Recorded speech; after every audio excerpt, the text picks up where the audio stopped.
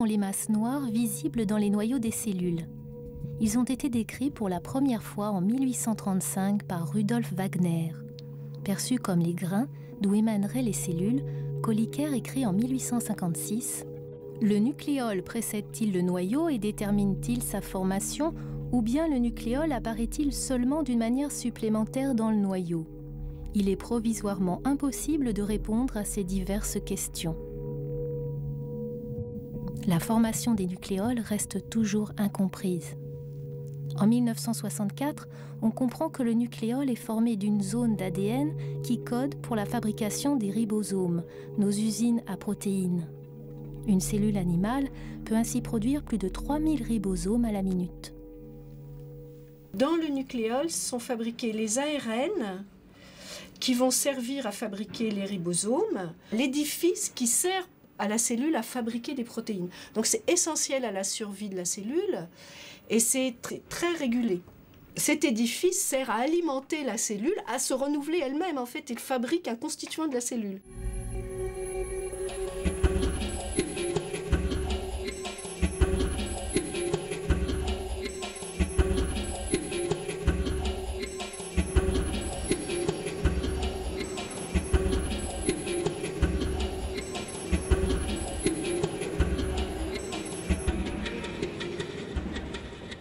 Nous, on s'intéresse à ces nucléoles. Pourquoi?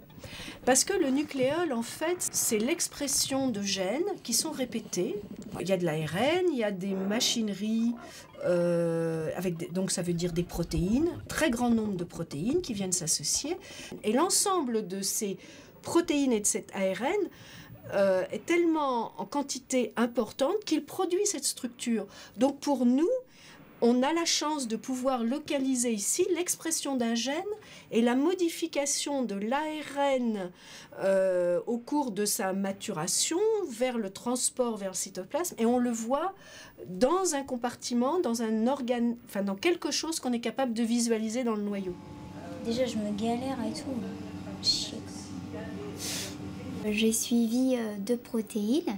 Quand je déstructure le nucléole, ces 2 protéines forment des petits compartiments nucléaires, des petites masses un peu. Alors maintenant, la question que je me pose, c'est est-ce que ces 2 protéines, quand elles bougent ensemble, elles interagissent physiquement entre elles? Travailler dans la cellule vivante, ça veut dire qu'on va pouvoir visualiser les phénomènes tels qu'ils ont lieu vraiment dans la cellule. Donc là, je suis contente. Mais par contre, tout ce qu'on fait in vivo doit être corrélé avec des preuves biochimiques et sur cellules fixées, bien entendu. On a répertorié dans le nucléole des centaines de protéines au rôle inconnu. Si certains chercheurs étudient leur interaction, d'autres définissent leurs composants. Pour cela, la biochimie est indispensable. Il faut extraire les nucléoles des cellules, déterminer les molécules en présence, un véritable travail de fourmi. Donc là, on décolle les cellules, on passe un grattoir sur le fond de la boîte.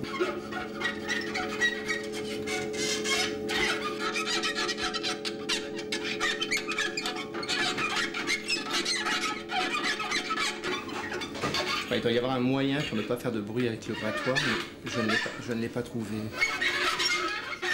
J'ai pas bien mes repères là-dessus. On a comme ça. Combien? Tes nucléoles sont assez gros.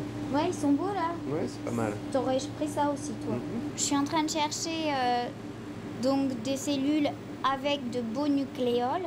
Donc c'est des cellules qui produisent une protéine nucléolaire qui est marquée en vert. Comme ça, quand après on fera les acquisitions avec la protéine en rouge, on pourra comparer si cette durée de vie diminue ou non. Ça a l'air pas mal. Ouais. De toute façon, ça je sais que c'est normal. Je continue pendant le midi et puis toi tu vas manger, ok? Ok, on fait comme ça. Je pense que je suis autonome là. Très bien. Ok, merci. Dans les années 90-2000, il devient possible de fixer des éléments fluorescents à différentes protéines étudiées dans la cellule vivante. On peut suivre leur interaction dans le temps et dans le volume de la cellule. On a découvert ainsi que l'espace du noyau est organisé de façon précise. L'enjeu actuel est de comprendre comment le nucléole se désassemble et se réorganise en début et en fin de division. Nous, ce qui nous a intéressé, c'est de regarder ce qui se passait en sortie de mitose au moment de la construction du noyau. Et la question qu'on pose, c'est comment ces machineries complexes sont au bon endroit, sur le bon gène, parce qu'elles ne fonctionnent que là. Et à un moment précis, elles doivent être à nouveau réadressées après la division, après la mitose. Tout doit être importé au bon endroit, tout doit être assemblé pour que ça fonctionne. C'est hérité de la cellule mère, c'est la même position donnée aux deux cellules filles. Eh bien, c'est un cas général que la tendance est, quand les gènes sont proches de l'enveloppe, ils sont réprimés. Donc il n'y a pas d'expression de ces territoires ou une répression plus forte des chromosomes qui sont à la périphérie. Et à l'inverse, les chromosomes qui ont une tendance à exprimer plus de gènes sont plutôt à l'intérieur du noyau. Alors ça pose des problèmes parce que ça veut dire, par exemple, un gène est exprimé ici, il y a de l'ARN fabriqué, cet ARN va être modifié et doit transiter pour passer du noyau au cytoplasme, par exemple. Et là, il y a toute une voie de transport qui commence à être un peu mieux comprise, mais qui est loin de... On ne connaît pas tous les contrôles de toutes ces étapes.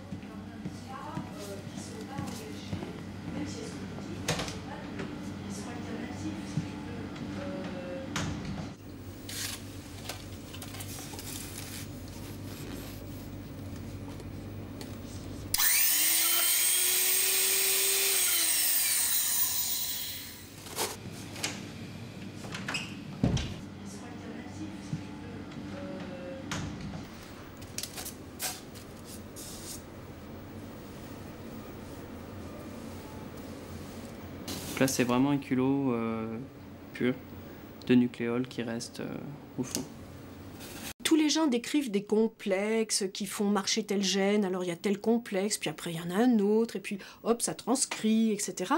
On en est à se dire que les complexes se forment pendant un temps extrêmement limité, c'est-à-dire quelques secondes, et pourtant ils sont actifs. Et il y en a un autre qui vient de le remplacer, après il faut une modification, une phosphorylation, etc. Intégrer toutes ces modifications et tout ça à un rythme, un ordre qui est précis, néanmoins avec une dynamique qu'on n'avait pas imaginée il y a 2 ans, 3 ans.